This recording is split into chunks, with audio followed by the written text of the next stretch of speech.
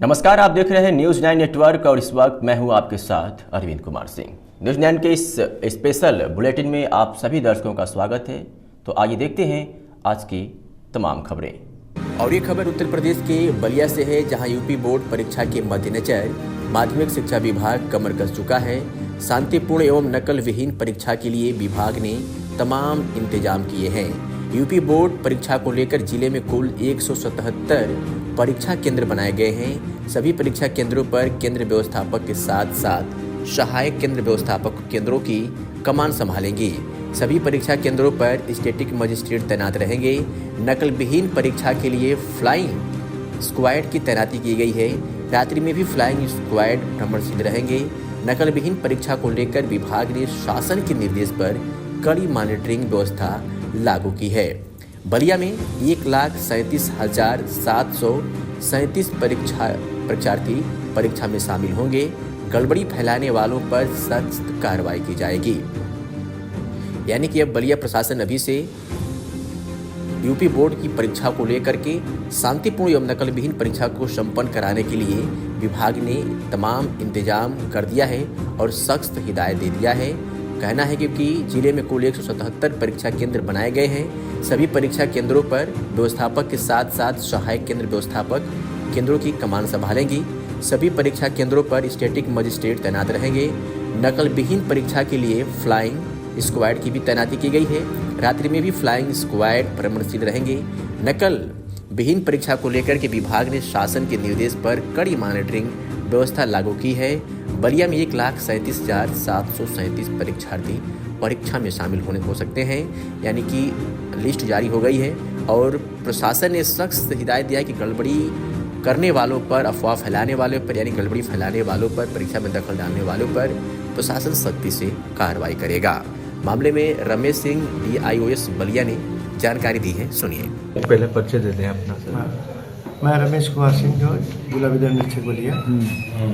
Sir, board की परीक्षा शुरू होने जा रही है सर, उसके लिए किस तरह से तैयारियां की गई है, कितने सेंटर बनाए गए हैं, क्या क्या नियम इसके लिए आप लोगों को समझाएं? कि बोर्ड की परीक्षा को सकुशल और सुचितापूर्ण संपन्न कराने के लिए कुल 177 केंद्र बने हुए हैं। 177 स्टैटिक मजिस्ट्रेट बने हुए हैं। 177 केंद्र व्यवस्थापक हमारे हैं। 177 सहायक केंद्र व्यवस्थापक हैं। और इसके बाद जो है 34 जो हमारे सेक्टर मजिस्ट्रेट हैं, 7 हमारे जोनल मजिस्ट्रेट हैं। ये हमारी व्यवस्था वैसे की गई है। सभी में पर्याप्त मात्रा में कक्ष निरीक्षक दिए गए हैं। और इसके बाद सचल दस्ता हमारा है। फिर इसके बाद रात्रि भ्रमणकालीन हमारा सचल दस्ता है। और रात्रि भ्रमणकालीन हमारे 14 लोग अलग से लगे हुए हैं कि रात्रि में भ्रमण करेंगे और देखेंगे कि स्ट्रांग रूम सही तरीके से है कि नहीं है। पूरी वहाँ पुलिस डिपार्टमेंट की तरफ से वहाँ पूरी 24 आवर्स के लिए फोर्स है स्ट्रांग रूम के सामने।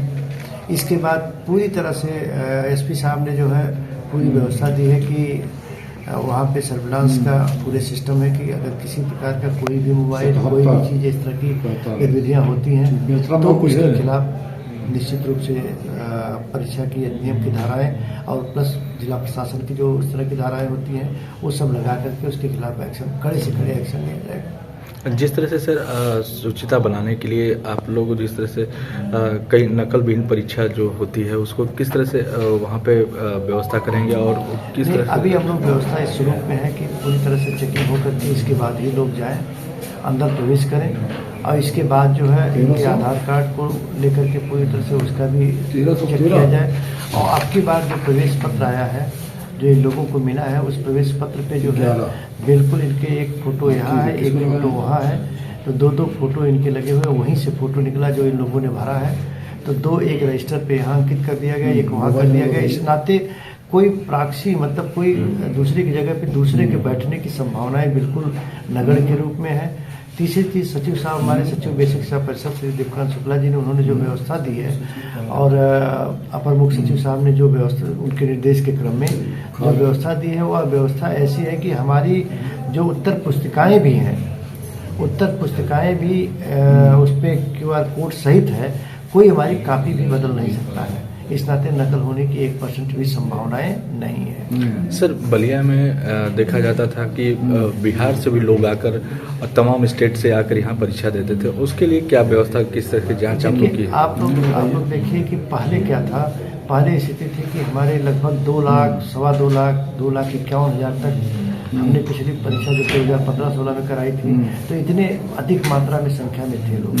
आज ये पोजीशन आ गई है कि आपका 1,37,746 कुल टोटल बच्चे हैं, मतलब लगभग 1,32,000 के करीब बच्चे हैं। तो कितनी संख्या घट गई ये देख लीजिए।